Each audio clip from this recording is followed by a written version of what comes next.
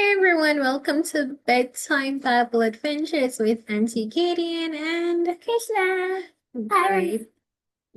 All right, so I hope you guys had a good day.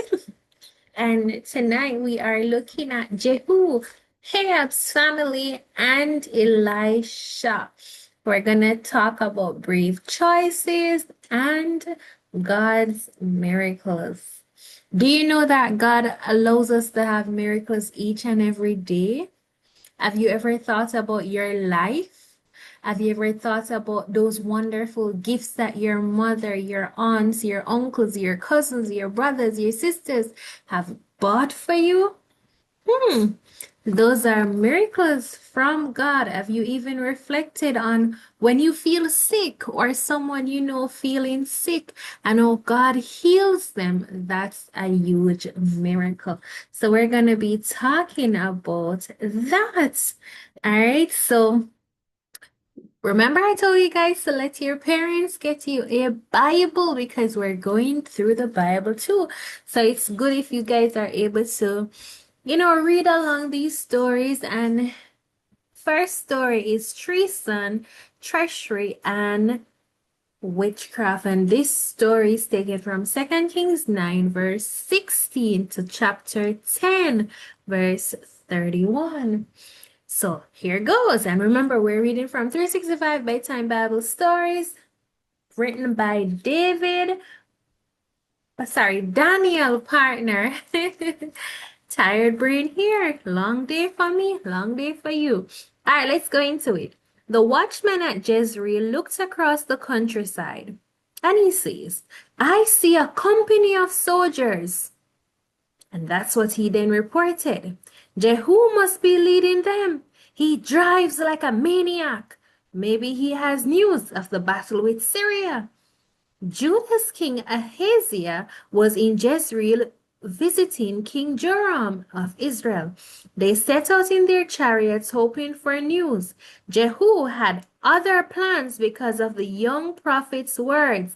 Destroy Ahab's family.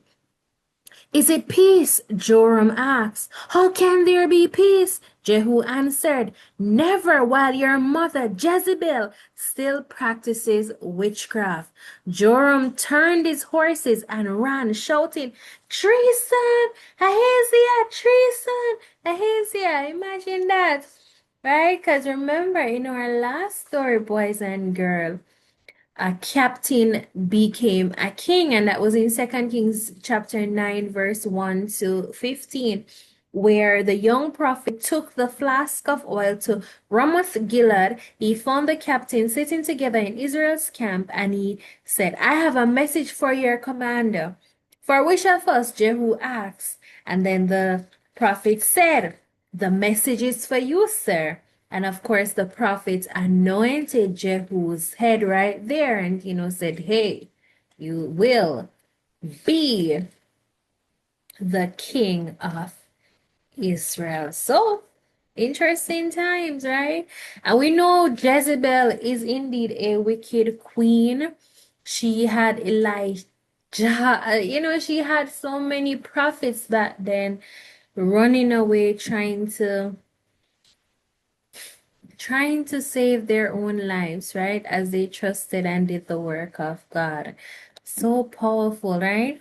Anyway, Jehu destroys Ahab's family, and this is now 2 Kings chapter 9. We're now in verse 24 to 31. Treason! Ahaziah! Treason! Ahaziah! Joram wheeled his chariot and ran.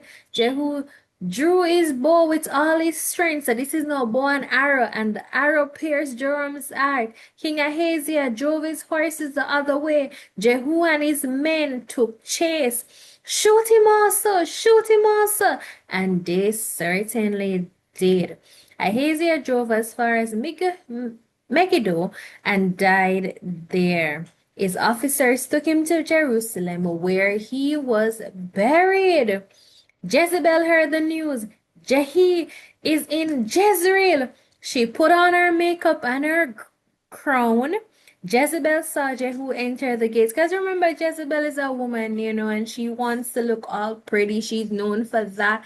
And as a little girl or a female, whenever you deck yourself in a lot of makeup and stuff, people back then would say you look like Jezebel's daughter, which was such an insult. But times have evolved because we know that we are not of that Jezebel spirit, right? She has the demons living in her, man. So she called to him, "Is it peace, Jehu? Throw her out of the window," he shouted. Jezebel fell to the ground and was trampled by horses. Right? So imagine she heard that he's in Jezreel, and she started to put on her makeup, put on her crown, and she said, "Oh my God, oh my God, oh my God, I'm the queen, I'm the queen, he can't do anything to me." Next thing you know, she's like, "Is it peace, Jehu?" And next thing you know, they threw her out the window. And of course, this was a prophecy that was foretold a long time ago, and I spoke to you guys about that before. So later, Jehu ordered that Jezebel be buried, but her body was gone, eaten by dogs, as Elijah said. Remember, I said that to you guys just now. That was a prophecy foretold by Elijah. Now, Elijah also had said that Ahab's family would be completely destroyed. Jehu did this, killing Ahab's 70 sons. Imagine that, 77 and 0. He destroyed Baal's priests in their own temple. Baal was never worshipped again in Israel at that time. Now, God was pleased with Jehu's work. "Your sons will rule Israel," God said. "Your great grandson will sit on the throne." These are powerful statements because we knew the challenges people went through with Jezebel, Queen Jezebel, and her husband Ahab. It's nothing nice at all. What are your thoughts to the stories, Krishna? Okay, while Krishna is getting her thoughts together, I want you guys to think about it. Imagine you are living at a time when Jezebel and King Ahab are around. How would you feel? Would you be scared? Yes, good response. Would you be scared for your life, threatened to wander? Starting to wonder what is going to happen next, right? These are things, and ladies and gents, boys and girls, it's important for us to pray a lot and trust God. Now, the final story for tonight is Elisha's life-giving bones, and this one comes from 2 Kings chapter 13, verse 14 to 25. Now, Joash, Jehu's grandson, was Israel's king when Elisha was about to die.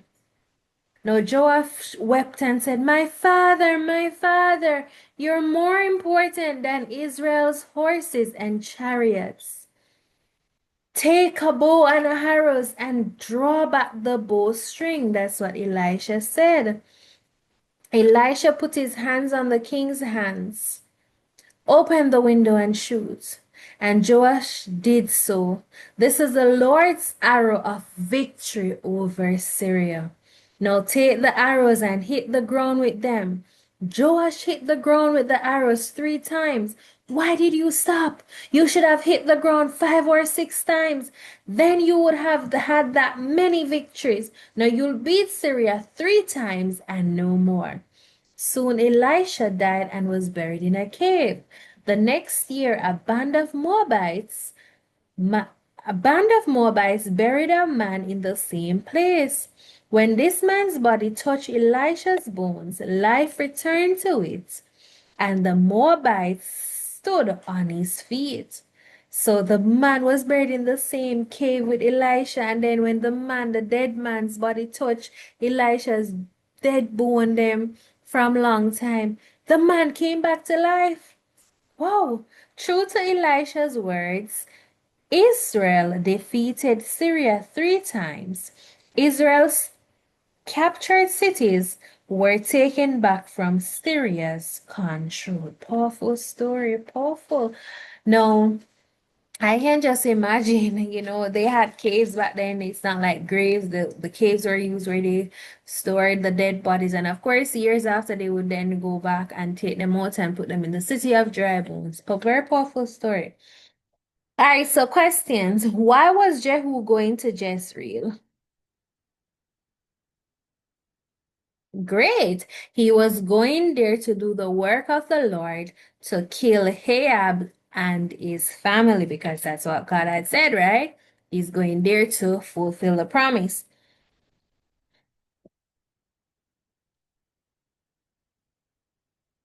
Why did Joram think Jehu was coming to Israel, to Jezreel, though? Great. He thought that Jehu had news of the battle with Syria, not knowing what was happening, right? Why did Jehu kill Ahab's son? It was a prophecy foretold, and King Ahab, was not a good king at all. Remember, he's the husband of Jezebel. No, Joash hit the ground 3 times with the arrows. What did this mean? It's very good. Yes. So if he had hit it for 4 or 5 times, it meant that he would have had that amount of victory. What happened when the Moabite's body touched Elisha's bones?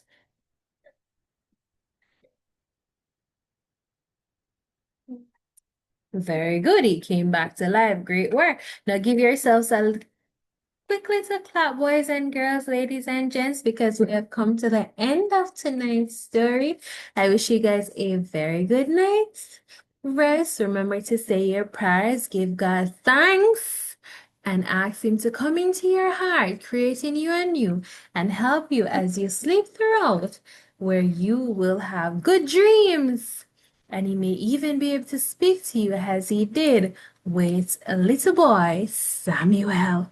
Have a good one. And remember, Auntie Katie Ann loves you guys. And Krishna. All right. See you guys in another story. Bye. Sleep well.